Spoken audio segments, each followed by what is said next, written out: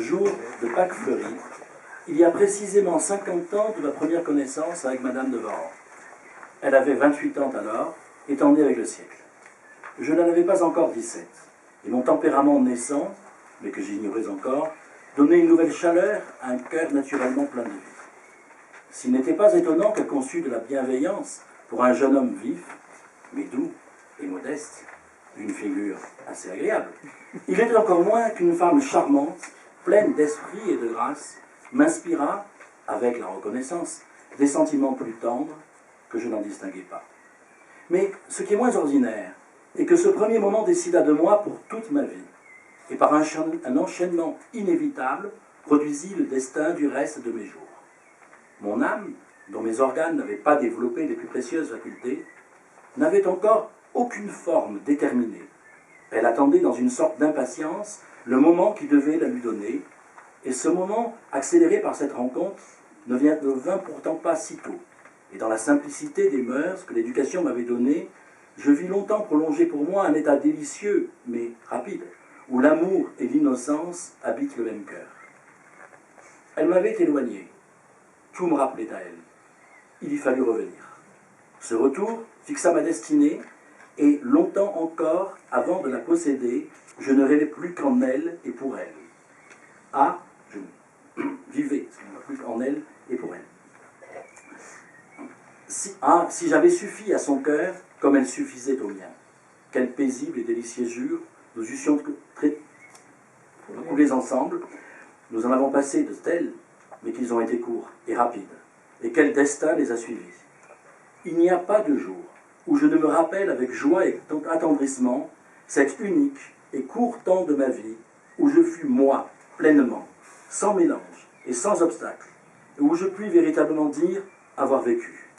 Je puis dire à peu près comme ce préfet du prétoire disgracié sous Vespasien, et qui s'en alla finir paisiblement ses jours à la campagne. J'ai passé 70 ans sur la terre, et j'en ai vécu 7. Sans secours, les précieux espaces, je serais resté pour être peut-être incertain sur moi, car tout le reste de ma vie, j'ai été tellement faible et sans résistance, agité, ballotté, tiraillé par les passions d'autrui, que presque passif dans une vie aussi orageuse, j'aurais peine à démêler ce qu'il y a du mien dans ma propre conduite, tant la dure nécessité n'a cessé de s'appesantir sur moi.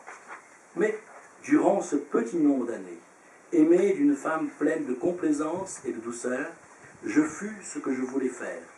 Je fus ce que je voulais faire. Je fus ce que je voulais être. Et par l'emploi que je fis de mes loisirs, aidé de ses leçons et de son exemple, je sus donner à mon âme encore simple et neuve la forme qui lui convenait davantage et qu'elle a gardée toujours. Le goût de la solitude et de la contemplation naquit dans mon cœur avec les sentiments expansifs et tendres, faits pour être son aliment. Le tumulte et le bruit les resserrent et les étouffent. Le calme et la paix les raniment et les exaltent.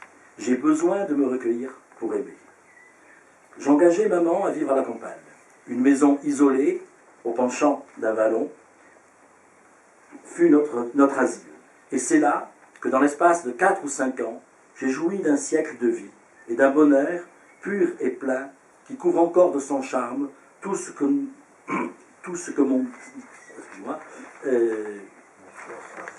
mon sort présent a d'affreux. J'avais besoin d'une amie selon mon cœur et je la possédais. J'avais désiré la campagne, je l'avais obtenue. Je ne pouvais souffrir l'assujettissement, j'étais parfaitement libre. Et mieux que libre, car je n'étais assujetti que par mes seuls attachements. Je ne faisais que ce que je voulais faire. Tout mon temps était rempli par des soins affectueux ou par des occupations champêtres. Je ne désirais rien que la continuation d'un état si doux. Ma seule peine était la crainte qui ne dura pas longtemps. Et cette crainte, née de la gêne de notre situation, n'était pas sans fondement. Dès lors, je songeais à me donner en même temps des diversions sur cette inquiétude et des ressources pour en prévenir l'effet. Je pensais qu'une provision de talent était la plus sûre ressource contre la misère, et je résolus d'employer mes loisirs à me mettre en état, s'il était possible, de rendre un jour à la meilleure des femmes l'assistance que j'en avais reçue. Alors, la raison, je voudrais dire 2 mots d'abord d'avoir lu ce texte, et des raisons qui m'ont conduit à choisir de vous en parler ce soir. Effectivement, Laurent Bachler, je le rappelais, peut-être pour certains, du moins de ceux qui connaissent partie de mes travaux, dans un registre et dans un emploi qu'on me connaît moins, bien qu'il ne soit pas tout de suite isolé. Alors, quelles sont ces raisons? La première raison est évidente et simple. Ce texte est, je crois qu'on peut en convenir, très beau. C'est un grand texte. Ce serait en soi une raison suffisante. La seconde raison, et là encore on l'a rappelé tout à l'heure, c'est que ce texte qui est, j'y reviendrai, l'ultime page de Rousseau, je veux dire plus exactement l'ultime page destinée à la publication, l'ultime page de Rousseau écrivain.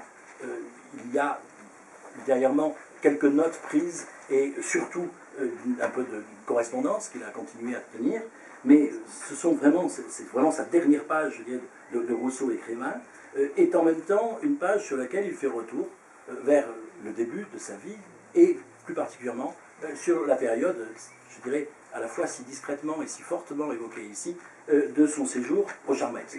C'était une raison, bien sûr, pour en parler ici également. Mais au fond, en répondant à l'invitation de Laurent Bachler, cette proposition que je lui ai faite m'est venue pour une autre raison que je voudrais, qui me paraît encore plus importante, que je voudrais rendre compte ici, et qui est née, je dis tout de suite, d'un travail collectif. Je anime depuis maintenant plus de 10 ans, même bientôt 12, un groupe de recherche, Jean-Jacques Rousseau, qui consacré, je veux dire, à un travail de réflexion, d'analyse, de commentaires sur son œuvre. Une grande partie de nos travaux ont porté sur les textes de philosophie politique de Rousseau, mais toute une séquence a porté sur les rêveries de promeneurs solitaires. Ce n'est pas un travail qui est encore publié, il le sera bien sûr, comme les précédents chez Vrin, l'éditeur de nos œuvres collectives. Dans le cadre de ce travail collectif, je m'étais chargé moi-même d'un certain nombre de ces promenades, des rêveries du promeneur solitaire. Il y en a 10 donc au total, et particulièrement de celle-ci, la dernière, que j'avais choisie déjà, et je le refais aujourd'hui, comme un défi. Alors, de quoi s'agit-il? Je vais le dire de façon très simple, l'une des difficultés que nous rencontrons avec Rousseau, qui tient à sa richesse, c'est la pluralité des formes de discours qu'il tient, des formes discursives qui sont les siennes, et le fait tout simplement que si on se demande, je dirais, quel est le plus grand des philosophes français du XVIIIe siècle, d'une certaine façon, je crois que, même si ce genre de classement n'a bien de sens, Rousseau apparaît comme au tout premier plan, et si l'on se demande quel est le plus grand des écrivains français du XVIIIe siècle, eh bien, on va se trouver, bien sûr avec d'autres, mais dans la même situation. Rousseau est, je dirais, dans l'histoire de la philosophie et dans l'histoire de la littérature, et je crois qu'il n'y a pas d'exemple d'un équilibre aussi fort, aussi puissant, je dirais, d'une taille, d'un poids, de conséquences aussi remarquables. Bon, c'est une richesse évidente qui tient à la diversité de son œuvre, qui se traduit, je dirais, malgré tout, et bien souvent, par une sorte de partage des tâches, de division du travail, qui fait que les littéraires s'occupent, entre guillemets, des œuvres littéraires de Rousseau, cataloguées comme telles, prenons la Nouvelle Héloïse, et que les philosophes s'occupent des œuvres, entre guillemets, philosophiques de Rousseau, cataloguées comme telles, le contrat social, l'Émile, le second discours. Bien sûr, nous nous rencontrons sur ces textes et sur d'autres, bien souvent, mais je dirais qu'au fond, comme si c'était deux dimensions qui pouvaient être séparées. Je dis bien, ces deux dimensions, et je le tiens, sont profondément distinctes. Ce serait trop long de le développer, mais je pense que ce n'est pas la confusion. Rousseau n'est pas un écrivain à idées, pas plus qu'il n'est un philosophe qui fait du style. C'est une fausse perspective de le concevoir ainsi. C'est simplement un écrivain et un philosophe, je dirais, qui n'ignore jamais, quand il fait de la philosophie, qu'il est écrivain, et n'y renonce jamais, et qu'il n'ignore jamais, quand il fait de la littérature, qu'il est philosophe, et qu'il n'y renonce jamais. Et je viens à ce texte. Pourquoi ce texte est-il, à mes yeux, extrêmement intéressant?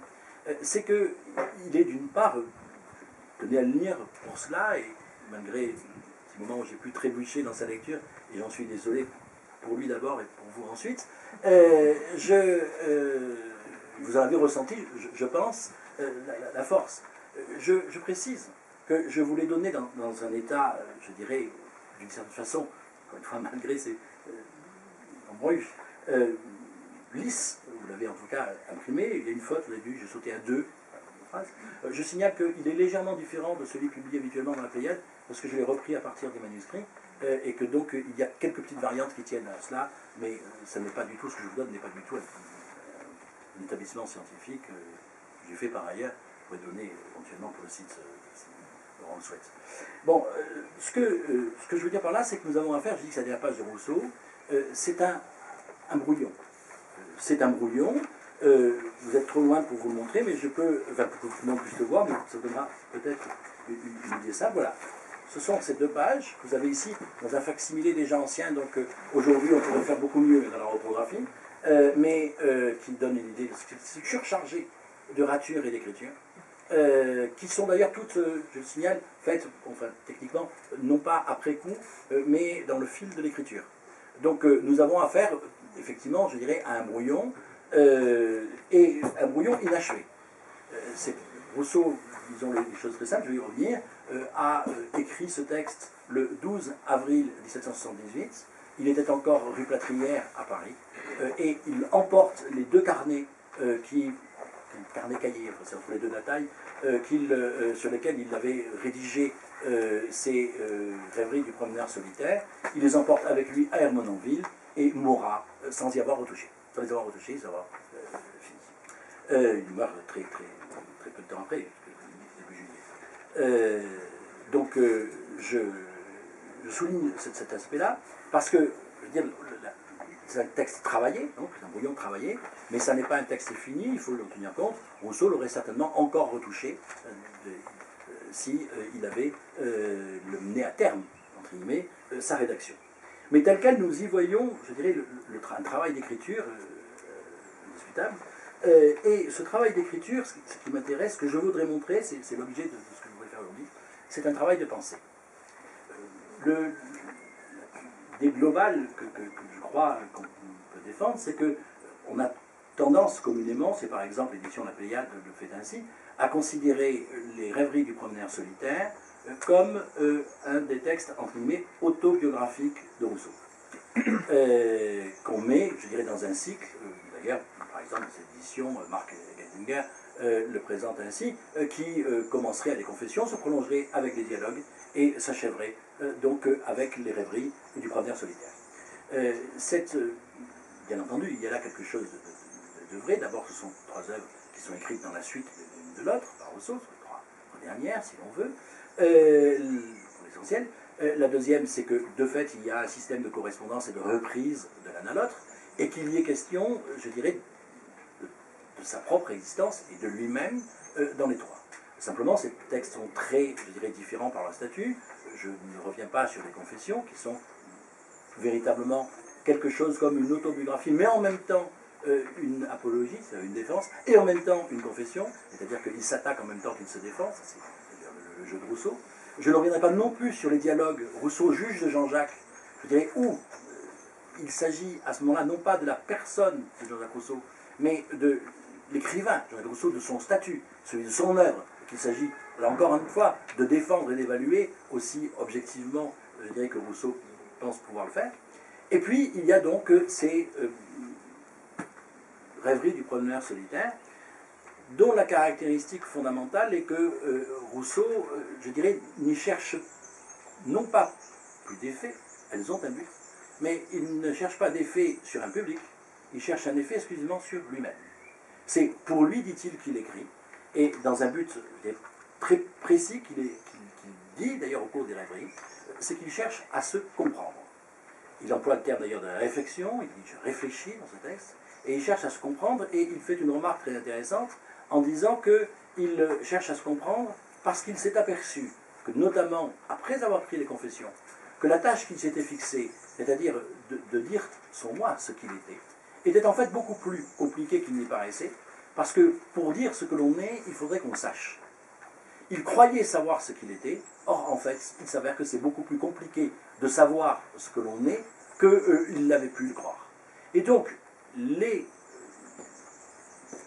rêveries du promeneur solitaire sont en très large partie, je dirais, un dispositif de connaissance dans lequel, sur un certain nombre de points clés, et en mettant au point un processus, il emploie lui-même, expérimental, processus d'expérience, très précis, lié au demeurant à des occasions, à des circonstances, à des promenades, Rousseau essaie de se mettre à l'épreuve de lui-même pour essayer de déceler ce qui sont les zones, je ne dirais pas d'obscurité, qui pourrait donner une notion morale, mais d'incompréhension ou d'opacité, peut-être, dans ce qu'il est lui-même.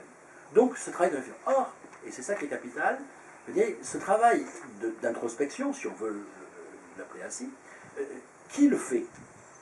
C'est la question. Eh bien, celui qui le fait, c'est bien sûr l'homme Jean-Jacques Rousseau. C'est indiscutable et il est toujours présent dans ce...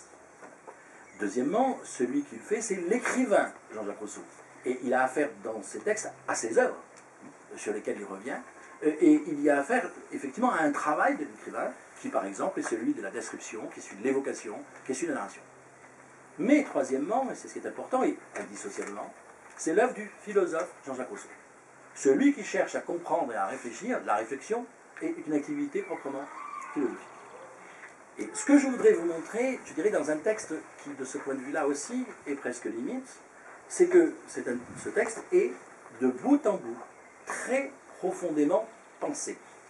Et quand je dis qu'il est pensé, c'est qu'il est pensé par le penseur, le philosophe Jean-Jacques Rousseau, en prenant appui, en prolongeant ce qui est sa réflexion philosophique, telle qu'il l'a engagée depuis le premier discours sur les sciences et les arts, et telle qu'elle s'est prolongée au travers de l'ensemble de son œuvre, et notamment de ces lieux essentiels que sont le discours sur les inégalités, le contrat social, y compris du présent ici, l'Émile, bien entendu, et bien sûr d'autres encore. Donc, après ce préambule, je vais vous proposer quelque chose de, au fond, très modeste, qui est une lecture de ce texte, un commentaire, en mettant en évidence, je dirais, le travail de la pensée qui s'y fait et la mobilisation de la pensée de Rousseau qui s'y fait. Je le reprendrai donc, pour ainsi dire, mot à mot. La première phrase de ce texte est assez extraordinaire. Aujourd'hui, jour de Pâques fleuries, il y a donc précisément 50 ans de ma première... Comment? Excusez-moi. Ici, cette date, c'est important, je ne reprendrai pas cette liste, mais presque toutes les promenades des rêveries des promeneurs solitaires, si je fais bien compte, 7 sur 10, sont ainsi datées. C'est-à-dire qu'il y a un référentiel temporel. Rousseau, c'est lié au dispositif expérimental qu'il annonce au départ. Il s'agit, dans des circonstances données, et en fonction de ces circonstances, de se livrer à cette opération, dit-il, d'appliquer le baromètre dans son âme, d'en mesurer les sentiments et d'enseigner dans l'unicidité de la nature. Donc, aujourd'hui, je le reprends, donc, est le 12 avril 1778. Le jour de Pâques fleuries, pour ceux qui l'ignoreraient, est le nom traditionnel donné au dimanche qui précède la Pâques et qu'on appelle aussi le dimanche des rameaux. Cette appellation choisie est intéressante. Alors, pourquoi et on remarquera que Rousseau dit quelque chose qui est très, très curieux, parce qu'il dit précisément 50 ans. Ce qui, de fait, d'un certain point de vue, est faux. Il ne s'agit pas de précisément 50 ans si on compte avec un... excusez-moi, je me suis fait quand même un petit mail, voilà, je vais le retrouver. Memorandum, pour ne pas dire de bêtises. C'est la date qu'il évoque, c'est sa première rencontre avec Madame Lebrun, était effectivement un dimanche des Rameaux, mais le 21 mars 1728, bien sûr, puisqu'il y a, avec le décalage, bien sûr, qu'il y a entre le calendrier liturgique et le calendrier civil. Donc, il choisit cette date, ce 50 ans exactement, je dirais, qui est faux, mathématiquement, chronologiquement, dans le compute, est parfaitement exact, par contre, de cet autre point de vue. Donc, cette réminiscence, je dirais, lui revient. Et le choix de cette expression Pâques fleuries me paraît très, très intéressant. Parce que ce texte des rêveries, Rousseau, et nous savons, nous, que c'est son dernier texte, ces pages, nous savons quelles sont ses dernières pages, mais Rousseau le sait aussi, et il écrit comme tel. J'ai pu parler à ce propos d'œuvre ultime, au sens où c'est une œuvre qui est écrite, je dirais, comme la dernière, face à l'imminence et à la présence de la mort. Une présence d'ailleurs qui, on verra, qui n'est pas du tout de l'ordre de l'effarement, de l'angoisse, de l'horreur, etc., même si ces dimensions peuvent exister, mais la lucidité devant le fait que, oui, ce sont là, très probablement, ces dernières pensées, ces derniers mots, et ce qui habite tout le monde. J'utilise ce terme de ultime en référence à ceux, peut-être qui écouteraient, ça vous paraîtra peut-être curieux, à une exposition qui est plus belle que j'ai vue, pourtant il y en a eu tant sur Picasso, qui s'appelait L'œuvre ultime, qui est à Beaubourg, je pense qu'il y a une 15 ans, peut-être un peu plus, je ne sais plus, où l'on voit, on avait pu voir rassembler une grande partie, parce que Picasso était, je dirais, d'une prolixité extraordinaire, mais des œuvres peintes par Picasso les derniers mois, voire les 2 dernières années avant sa mort, et qui sont peintes, c'était évident, je dirais, dans une présence, je dirais, continue, face à la mort.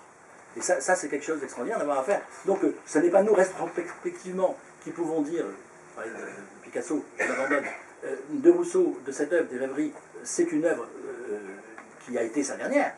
Ce n'est pas un jugement rétrospectif. C'est quelque chose, je dirais, qui gouverne le régime discursif complet de ce texte. Or, et c'est ça qui est très frappant, quelle est, et ces dernières pages, dans lesquelles on voit bien ce retour de boucle, sous quel signe est-il mis? Il est mis sous le signe de la vie. Et ça, c'est extrêmement frappant. Et je me permettrai de suggérer que lorsque Rousseau emploie l'expression Pâques fleuries, c'est très intéressant, ce repère, qu'est-ce qu'il désigne? Qu'est-ce que c'est que cette fête de Rameau? Elle est attachée à Pâques. Mais en même temps, c'est une fête qui a cette caractéristique fondamentale, c'est une erreur dans la liturgie chrétienne, dans laquelle les enfants ont une part active. Ils participent, je dirais, en tant que tels, je dirais, à la liturgie. Et il n'y en a pratiquement pas d'autres, je veux dire, sinon le baptême, ou c'est passivement qu'ils le font. Une part active des enfants dans la liturgie, je crois, je peux me tromper, mais que c'est vraiment le lieu, ce lieu-là. Alors, ce qui est intéressant, c'est que cette fête de Pâques fleuries, qu'est-ce que c'est? C'est la Pâque, c'est-à-dire l'annonce d'une vie, sans la passion. C'est-à-dire sans la mort, laquelle est fondamentalement liée au péché originel. C'est fondamental. C'est-à-dire qu'au fond, l'horizon, je dirais, de Pâques est un horizon de la mort et de la résurrection, je dirais, qui est tendu dans cette déchirure, qui est la passion, part précisément comme découlant nécessairement du péché originel. Or, ce qui fait que Rousseau, je dirais, qui, comme toujours chez lui, les choses sont complexes, qui d'un côté est indubitablement, et il le dit, chrétien, indubitablement ne l'est en aucune façon, du moins si on attache, et c'est ma question, au christianisme, précisément cette idée du péché originel. Rousseau refuse radicalement cette idée du péché originel, cela il est anti-augustinien, et il est juste de dire qu'il est un disciple de Pélage, pélagien, sans aucun doute. Mais qu'est-ce qu'il y a, je dirais, à ce moment-là? Qu'est-ce qui se passe? Qu'est-ce qu'on supprime? Si on supprime le péché originel, on supprime aussi, je dirais, ce supplice de Dieu, de l'homme-dieu, qui est lié, la passion. Et on se trouve à ce moment-là, si on veut, je dirais, avoir la Pâque comme simple symbole de vie sans mort, qu'est-ce qu'il reste? Les Pâques fleuries. Et je crois que c'est exactement sur cette modalité-là qu'il va falloir lire ce texte. Donc, mais il est assez frappant de voir que la mise en rapport, je dirais, de cette dimension liturgique, avec quelque chose qui relève de sa propre biographie, de la liturgie personnelle, si on peut l'appeler ainsi aussi, de Rousseau, c'est cette première rencontre avec Madame de Warens. Et donc il va nous raconter, il a placé très discrètement, mais très efficacement, je dirais, cette toile symbolique et sémantique qui donne, je dirais, le signe. De quoi est-il question ici? De la vie et de la mort et de la signification de l'une et de l'autre. Et immédiatement, je dirais, on se déplace vers ce qui est son histoire propre, et ici, de cette rencontre. Alors, je ne vais pas insister longtemps sur ce que Rousseau nous dit ici, mais qui est important parce qu'il nous donne bien le moment où où elle en était et où lui en était. Elle était une femme. Ce qui, 28 ans, n'oublions pas Balzac, la femme de 30 ans, ce qui est à la fois, fin XVIIIe siècle, c'est très ambigu. C'est une femme, jeune femme, mais une femme mûre en même temps. La caractéristique de transformation des rythmes des âges entre le XVIIIe siècle et nous, c'est que les âges se sont allongés, les durées sont allongées et étirées. Il y a, entre guillemets, de longues adolescences, elles deviennent de plus en plus, etc. Et les âges de la vie étaient, je dirais, parce que les gens vivaient moins longtemps, étaient beaucoup plus, je dirais, resserrés. Bon. Donc on a ici, je dirais, 28 ans, c'est une femme qui est, je dirais, sur la bascule. Elle est encore une jeune femme, mais elle est déjà, je dirais, entrée dans une forme de maturité, et avec un horizon de vieillesse qui est envisagé très vite, oui. Il faut le savoir. Et Rousseau lui-même, je dirais qu'il n'a pas encore tout à fait 18 ans, hein, en réalité, va la rencontre, et il est à ce moment qui, pour lui, est, en tout cas dans son propre idiosyncrasie, est le basculement de l'enfance, entre guillemets, très rapide, je dirais, dans le passage de la délivrance.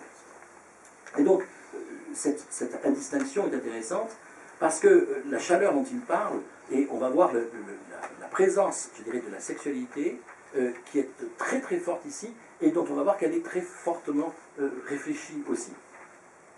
Donc, il montre, avec cette espèce de tranquillité à laquelle il parle de lui comme ce jeune homme avenant, entre guillemets, qu'il pense avoir été, et les images que l'on a, les images que l'on a de lui, pensez, on connaît à une âge un peu plus, on a peu d'images de Rousseau jeune, hein, mais véridique, là, il est plus qualifié que moi sur cette iconographie pour le dire,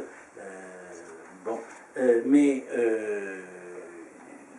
il suffit de penser au portrait que peindra Quentin Latour en 52, donc Rousseau à ce moment-là aura 40 ans, pour le coup, mais je dirais la fraîcheur de ce visage de ce jeune homme ouvert, entre guillemets, de 40 ans, laisse à penser qu'effectivement,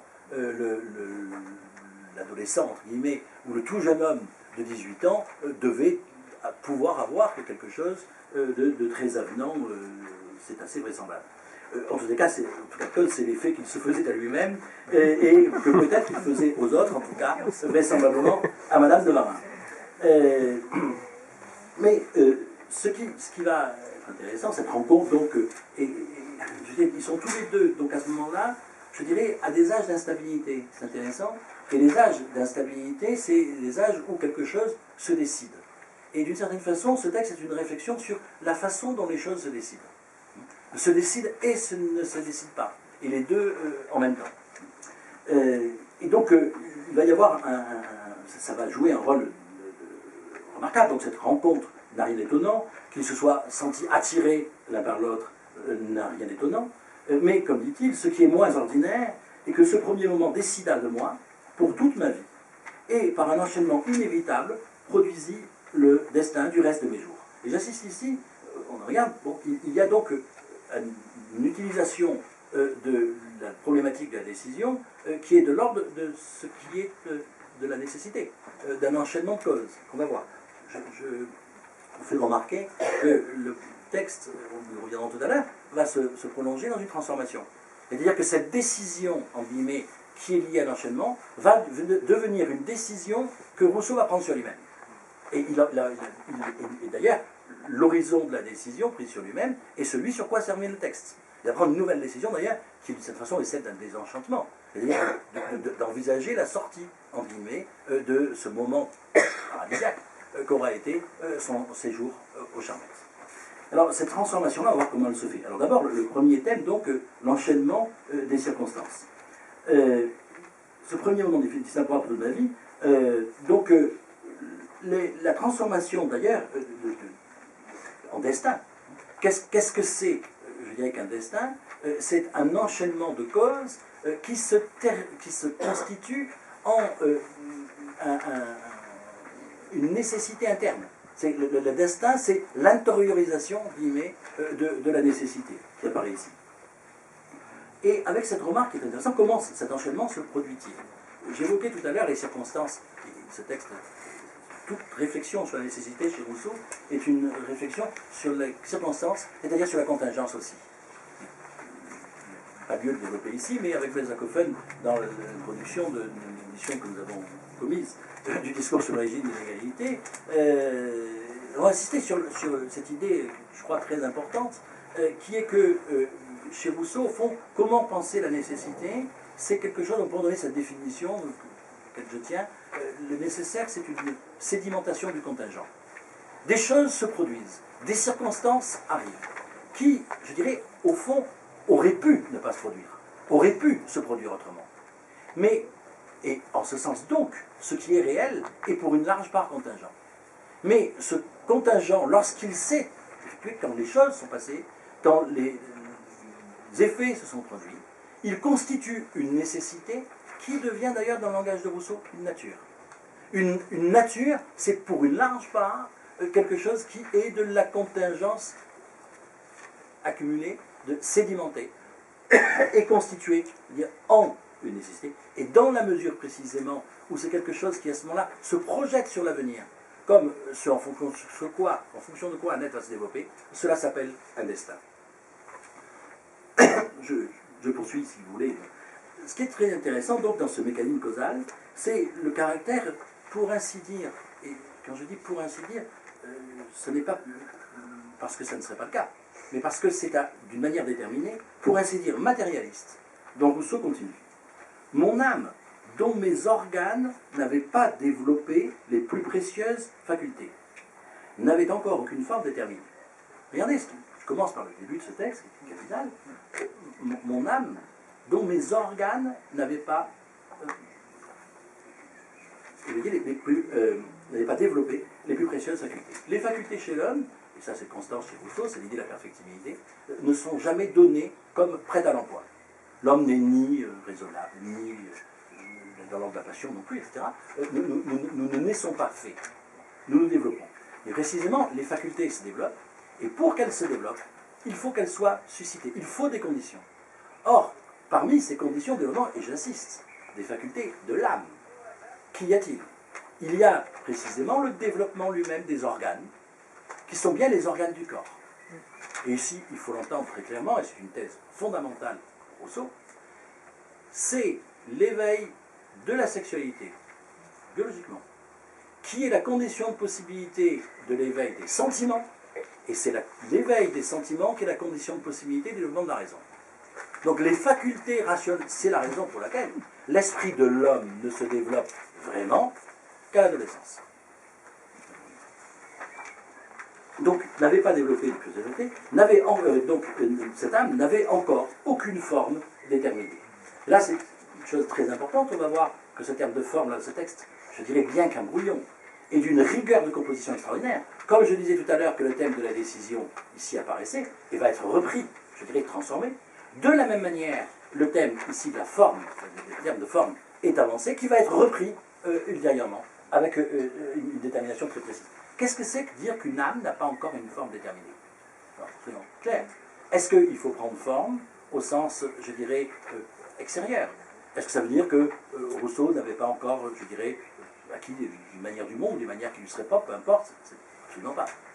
Forme, ici, doit s'entendre, et on verra que c'est confirmé par la suite, en un sens précisément philosophique, et le terme d'ailleurs parle de la même manière de la forme de la loi, etc. C'est au sens de ce qui est aristotélicien, de la cause formelle. C'est-à-dire, qu'est-ce que c'est que la forme? C'est, excusez-moi, mais on va reprendre une chose.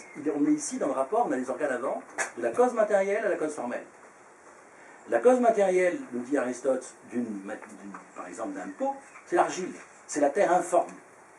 La cause formelle de la forme, du pot qu'on va faire, c'est l'essence, la forme même que va lui donner le potier en informant cette terre informe qu'il manipule, bon, Et on remarquera que l'activité lui-même du potier est la cause matérielle et la cause motrice qui va générer, entre guillemets, cette information, ce passage, de la matière, le passage qui informe la matière et qui est un passage de la puissance à l'acte, le pot, chez Aristote, de puissance vers l'acte. Pourquoi cette utilisation, cette référence à l'acte essentiel s'impose ici, elle est bien connue de Rousseau.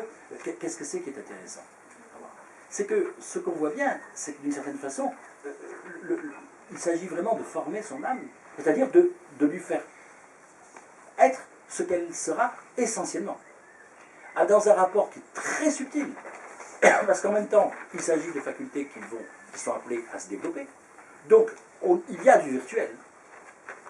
Ce virtuel, je dirais, en étant mis en forme, formé, va être actualisé, mais il ne va pas être actualisé sur le mode d'une exécution, comme si c'était un simple programme qu'il s'agissait de mettre en œuvre, mais précisément sur une modalité, on va le voir, qui suppose celle d'un accomplissement et qui du coup est exposé à la possibilité de l'échec, du ratage. Ça n'arrive pas tout seul, ça n'arrive pas de soi et ça n'arrive pas toujours. Et ce qu'il va nous raconter, c'est l'histoire d'une réussite. C'est-à-dire des circonstances exceptionnelles qui font que précisément lui, Rousseau, a eu la chance, entre guillemets, de pouvoir trouver, et on va voir donner, parce que prendre la décision, de donner à son âme la forme qui lui convenait. Je passe rapidement sur la suite. Donc, le récit, par ailleurs magnifique, mais le temps filant, je ne vais pas m'éterniser sur ces aspects qui sont peut-être plus simples à voir, où il nous raconte comment, au fond, c'est l'éveil d'une passion amoureuse, comment la distance. Alors, je rappelle simplement que Rousseau arrivant donc à Annecy chez Madame de Larra, il reste 3 jours la première fois, expédie vite fait avec des subsides à Turin. On connaîtra ce nom de l'aventure. C'est 1 an plus tard, en juin suivant, qu'il revient à Annecy, où il la retrouve. Donc, il raconte comment, au fond, en l'écartant de lui et l'en rapproché, je dirais, suscitant en lui le manque, et donc la passion développante. Ce retour, donc, fixa ma destinée, et longtemps encore avant de la posséder, je ne vis plus qu'en elle et pour elle. Donc, quel paisible et décidé jour, je passe rapidement sous ça. Donc, ce qui va se passer, la déflagration de ce point de vue-là est en 2 temps. Hein, parce qu'il y a ce premier temps de la mort, de la rencontre initiale de mai 28, 28, excusez-moi, et de la deuxième de juin 29. Mais ce qui est intéressant, c'est qu'est-ce qui va se passer. Donc, il n'y a pas de jour où je me rappelle avec joie et attendrissement cet unique et court temps de ma vie où je fus, moi, pleinement, sans mélange et sans obstacle, et où je puis véritablement dire avoir vécu. Je disais tout à l'heure, une réflexion sur la vie et la mort, qu'est-ce que ça veut dire vivre? C'est ça qui est question. Et Rousseau, ici, qu'est-ce qui se passe? Je dis, pourquoi ce lieu des Charmettes il pense avoir vécu, et il va nous préciser. Vivre, il y a cette double idée de plénitude d'une part, c'est-à-dire d'accomplir précisément ce que l'on est, mais aussi, et c'est une idée tout aussi importante, cette idée excusez-moi,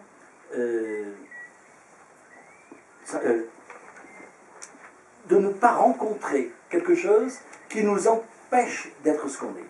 Et au fond, c'est comme s'il y avait une extraordinaire coïncidence entre les circonstances extérieures, d'une part, et qui sont, je dirais, de fait contingentes, et d'autre part une aspiration intérieure qui cherche à se réaliser. Eh bien, il ne suffit pas pour pouvoir être soi, d'aspirer à l'être. Il ne suffit pas pour s'accomplir qu'on ait de la chance, en guillemets, mais il faut véritablement qu'il y ait la rencontre, précisément, entre ce climat extérieur et cette aspiration intérieure. D'où la référence au préfet de Vespasien, dont on notera, on va faire une édition ici, c'est assez intéressant, que l'image est inverse. C'est-à-dire que ce préfet de Vespasien disait cela tout simplement parce qu'il avait réalisé, après avoir été démis de ses fonctions, que jusque-là, il avait été en service, et donc jamais libre de lui-même, et que, à la retraite, en guillemets, il pouvait enfin jouir de son temps. Chez Rousseau, les choses sont inversées. Et oui, c'est une retraite précoce qu'il a vécue ici, dans laquelle, précisément, il a eu cette chance inouïe, mais oui, mais c'est très important. Quelle est la chance que Rousseau, de ce point-là, estime avoir eue? C'est d'abord, excusez-moi, reprenons ce que dira Aragon. Avant d'apprendre à vivre, il est déjà trop tard. Rousseau nous dit, j'ai eu une chance exceptionnelle. J'ai appris à vivre très tôt. Là où les autres... Et oui, c'est ça qu'il nous dit. Hein. J'ai eu cette chance-là. Louis, le préfet de Vespasien, lui, est dans l'aura du texte d'Aragon. Il réalise à la fin de sa vie qu'il n'a pas vécu. Rousseau a cette chance et ce malheur. Parce que précisément, c'est aussi une des choses. Il va ressentir très violemment, constamment, tout ce qu'il écarte de ce centre qu'il avait trouvé. Il va, de ce point de vue-là, se vivre très, très, très largement et très longuement comme en perte de lui-même, comme égaré par rapport à lui-même. Et c'est d'ailleurs, pour ceux qui connaissent ces textes, la façon très précisément dont à plusieurs reprises il parle de la façon dont il se sent détourné de ce qu'il est, par le tourbillon de l'existence, par les exigences de la polémique, par les événements qui surviennent, etc. Et la vie de Rousseau, de ce point de vue-là, certains ironisent en disant ces moments décisifs, il en évoque plusieurs, c'est vrai. Par exemple, il y a un texte où il dit que c'est en 56, c'est au moment où il va à l'Ermitage, qu'il date, c'est d'ici que date le commencement de ma vie, en termes analogues ici. Est-ce que Rousseau yoyote? Est-ce qu'il s'exprime d'une façon un peu légère, parce qu'au fond il y aurait tant... Non. Je crois que si on veut bien comprendre les choses, ce qui se passe, c'est que d'une certaine façon, Rousseau n'a cessé de vivre dans des efforts réguliers pour se recentrer. Il se sent, il s'éprouve comme ayant connu son centre, comme sachant ce qu'est son centre, et comme l'ayant perdu, et comme cherchant à le reconquérir régulièrement. Et cette reconquête, au fond, on pourrait en écrire plusieurs, qui chaque fois, en un sens, réussissent, et on leur doit les grands moments de son œuvre et de sa pensée, et en un sens, chaque fois échouent, de manière différente. Celle-ci est l'utile. Et d'ailleurs, avec cette extraordinaire figure du cercle, qui fait qu'on fait se joindre le commencement, la rencontre avec Madame de Varas, et la fin, la mort dont il sait qu'elle est pour les semaines ou les mois qui vont venir. Il en faudra deux mois, pas plus. Sans secours, mes précieux espaces seraient restés peut-être incertains sur moi, car tout le reste de ma vie, j'ai été tellement faible et sans résistance à agiter, ballotté, tiraillé par les passions d'autrui, que presque passif dans une vie aussi orageuse, j'aurais peine à démêler ce qu'il y a du mien dans ma propre conduite, tant la dure nécessité n'a cessé de s'apesantir sur moi. Je ne recommence pas ce que je viens au fond d'expliquer, c'est la façon dont Rousseau lit ce qui lui est arrivé. Et précisément, d'une certaine façon, si on veut reprendre l'histoire de la statue de Glaucus, une fameuse référence, son moi a été recouvert.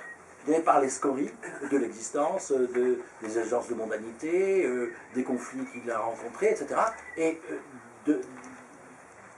il aurait pu, je dirais, totalement s'ignorer, mais précisément.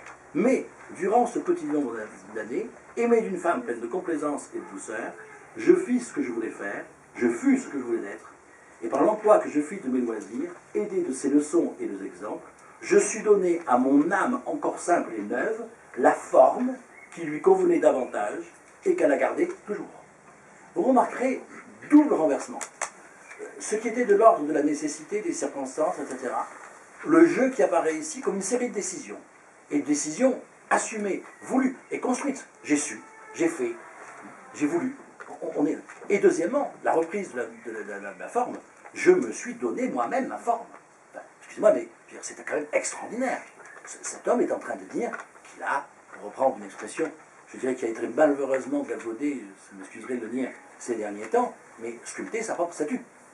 Mais si, en ce sens, non pas parce qu'il se serait, je dirais, auto-statifié et admiré, mais tout simplement parce que lui-même est son œuvre. Et il est lui-même son œuvre ici, et il nous dit très clairement, grâce à qui? C'est intéressant parce que l'humilité, il y a une revendication, je dirais, d'autonomie. C'est lui qui a fait ça, personne d'autre. Hein. Tous ses choix, ils lui reviennent. Mais ce qu'il reconnaît, c'est qu'il n'aurait pas pu faire ses choix.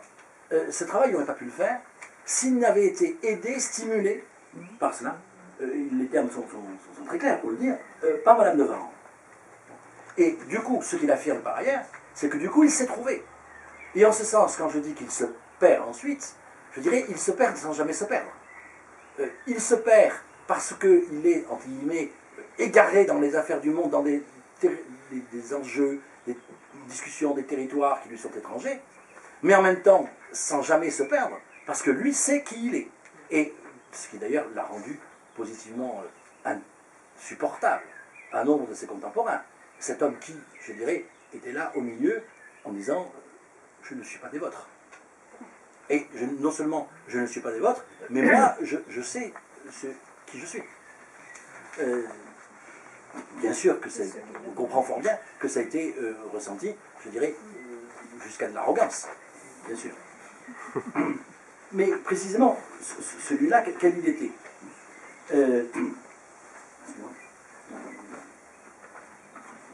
donc il se donne en forme qui lui convenait davantage, qu'elle a gardé toujours. Alors je n'insisterai pas sur le thème de la convenance, je suggérerais d'ailleurs, Laurent, s'il voulait un jour avoir quelqu'un qui vous parle bien du thème de la convenance chez Rousseau, invitez donc Florent Guénard, qui a écrit un superbe livre sur cette question. Mais ce thème est très important, parce que quand je parlais de rapport entre nécessité et contingence, et la façon dont la perfectibilité est forme, matière et forme.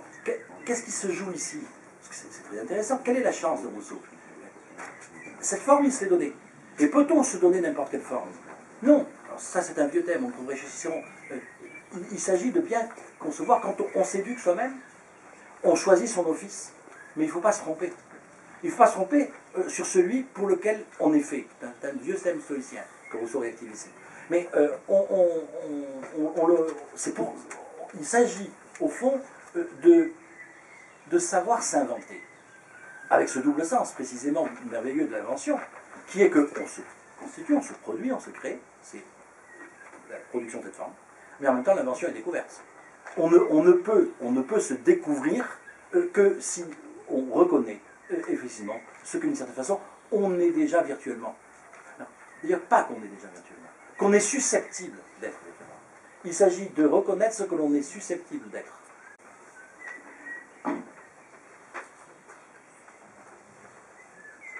Le goût de la solitude et de la contemplation naquit dans mon cœur avec des sentiments expansifs et tendres, faits pour être son aliment. Vous remarquerez, c'est intéressant cette logique. Le goût de la contemplation, il y est avec quoi? Avec les sentiments tendres, c'est-à-dire avec la relation. C'est l'amour. Le tumulte et le bruit les resserrent et les étouffent. Le calme et la paix les raniment et les exaltent. J'ai besoin de me recueillir pour aimer, et cette formule est extraordinaire. J'ai besoin de me recueillir pour aimer. Et qu'il y a ce mouvement par lequel il faut faire un retour sur soi pour pouvoir faire un retour vers l'extérieur. Et le mouvement inverse est faux. Le mouvement inverse est faux, c'est-à-dire que si l'on va vers les autres sans être capable de revenir sur soi, alors on se perd. On se perd et on les perd du coup par la même occasion. Avant d'en venir, je continue celui. J'engageais maman, donc alors, je vais venir ici sur ce terme, à vivre à la campagne. Donc celle-là qu'il appelle maman, qui sait, c'est Madame de Varence, qui est son amante. Alors, précisons, ça a été longuement commenté, psychanalysé à souhait, etc. Tout de suite, c'est pas bon. La psychanalyse est une chose trop sérieuse pour la confier à des critiques littéraires.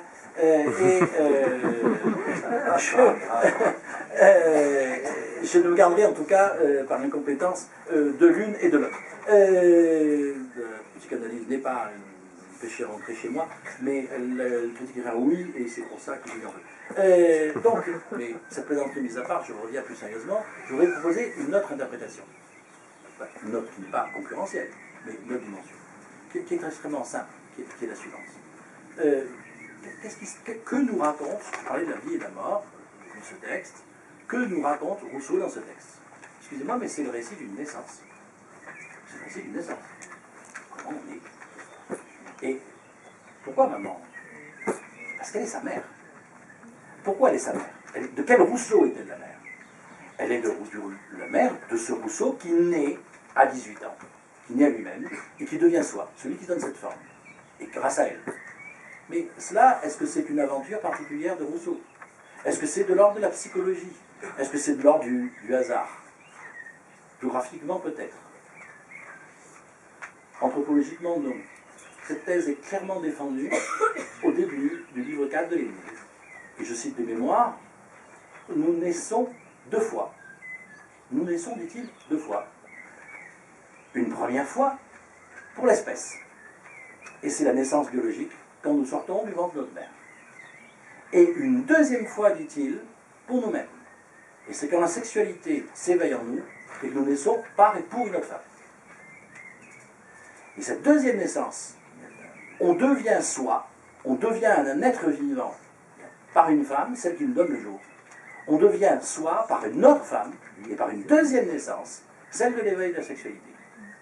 La thèse affirmée, je dirais, donc 16 ans plus tôt, dans les 1000, et qui gouverne tout le livre 4. On ne peut pas comprendre, par exemple, la pensée religieuse de Rousseau sans voir qu'elle est enracinée dans sa théorie de la sexualité. Se retrouve, je dirais, appliqué à lui-même. Quand je dis que c'est une réflexion, et c'est le philosophe Jean-Jacques Rousseau qui écrit ici, et qui se souvient de ce qu'il dit. Moi, comme les autres, je suis né une deuxième fois. Ce qui est d'exceptionnel, précisément, alors peut-être lié au fait que sa mère réelle, plus exactement, sa première mère, celle qui lui a donné la vie, est morte en la lui donnant, comme il dit au début des Confessions, puisqu'il ne survit pas à ses couches.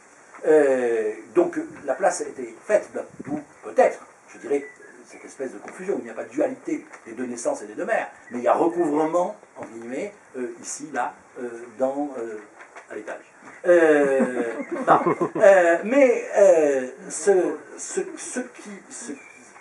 Sans doute, ça, c'est ce qu'il y a de singulier dans le destin de Rousseau.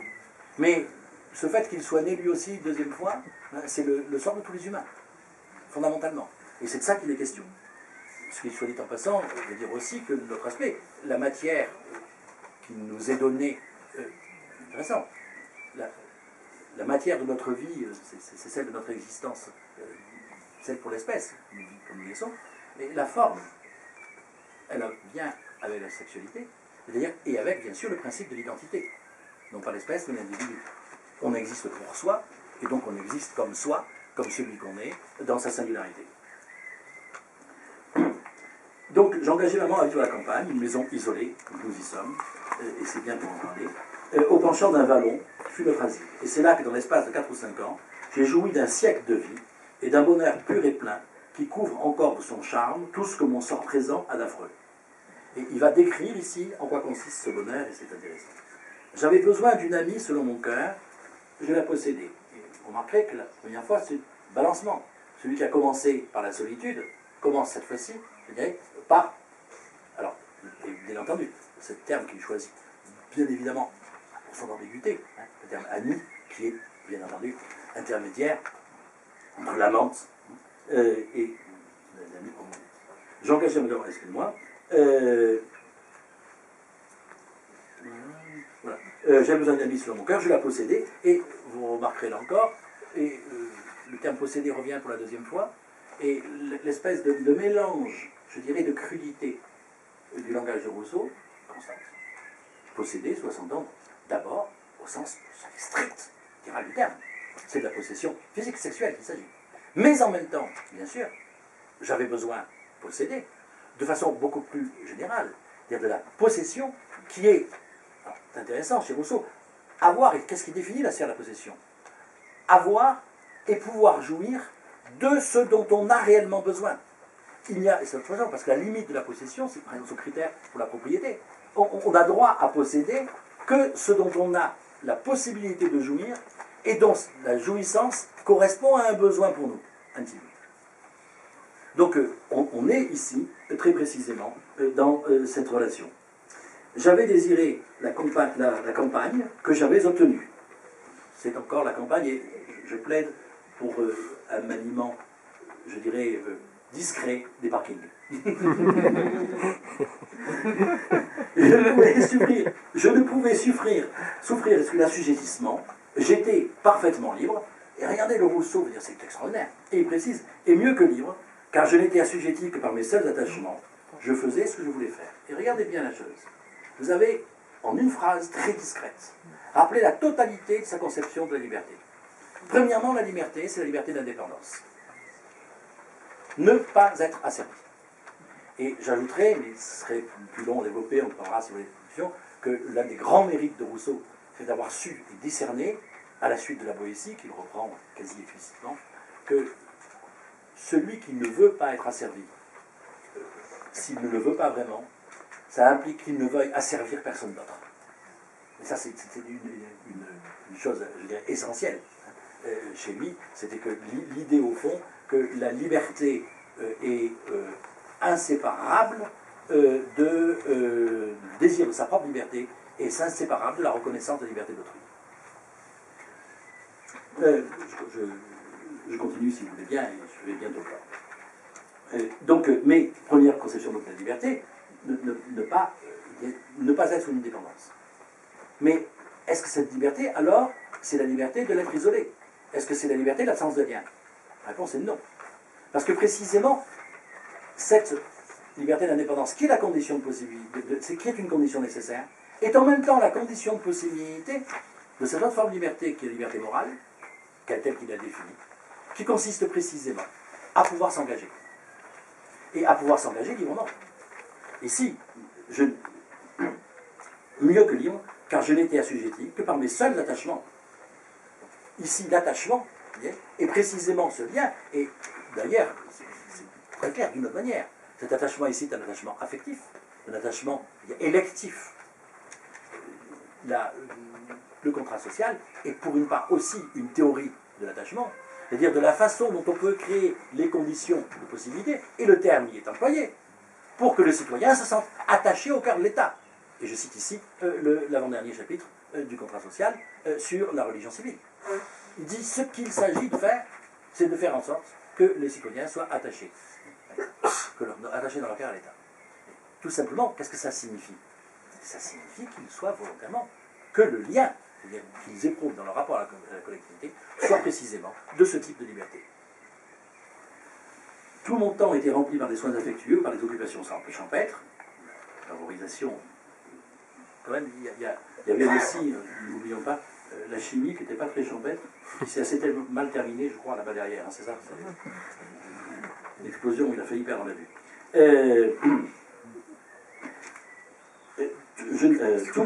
Tout mon temps était rempli donc, par les conditions. Je ne désirais rien que la continuation d'un état si doux. Donc, mais ma seule peine, et là, c'est très intéressant, on sort de cette idée. Et on sort de cette idée par une dure réalité. Et quelle est cette réalité intéressante? Était la crainte qui ne durera pas longtemps. Et cette crainte naît de la gêne de notre situation. Naît de la gêne de notre situation. En forme absolument elliptique, qui est une chose très précise. Qu'est-ce que c'est que cette histoire? Disent les voisins, à côté, en dessus, derrière, à Chambéry, de ce jeune freluquet de 20 ans, maintenant il en a plus parce que le temps a passé, on est dans les 24-25, qui vit avec cette femme qui, elle, du coup, est basculée de côté. Parce que ça veut dire qu'elle en a 42, 43, ça commence à faire. Bon. Et qu'est-ce qu'ils font là ensemble? C'est pas bien clair. Et en plus, elle se donne pour une femme pieuse, il y a des curés tout le temps fourrés chez eux, c'est d'ailleurs avec l'argent de l'église qu'elle l'entretient, on est dans le scabreux. Ça ne peut pas durer très longtemps. C'est très bien.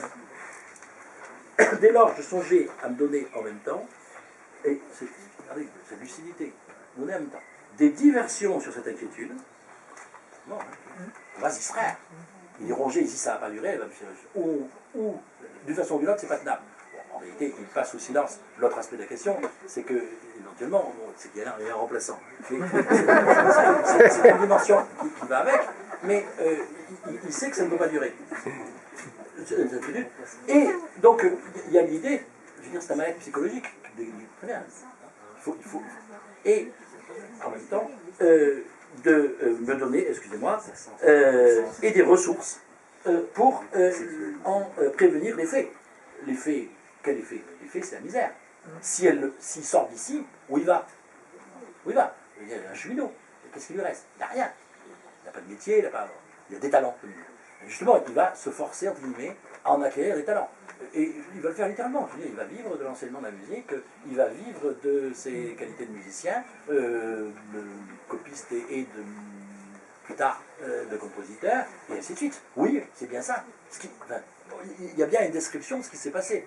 C'est intéressant d'ailleurs parce que c'est l'autre version du magasin d'idées.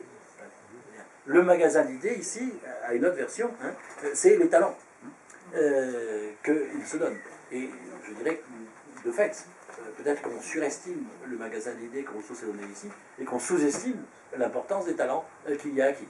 C'est une autre question, y compris les mathématiques, comme l'a très bien vu une pécheresse de Venise nommée Zulietta. Bien, je termine. Je pensais que nous trouvions dans la plus sûre ressource qu'on avait faire, et je résolus d'employer mes loisirs à me mettre dans l'état, s'il était possible, de rendre un jour à la meilleure des femmes l'assistance que j'avais reçue. Ça devient compliqué.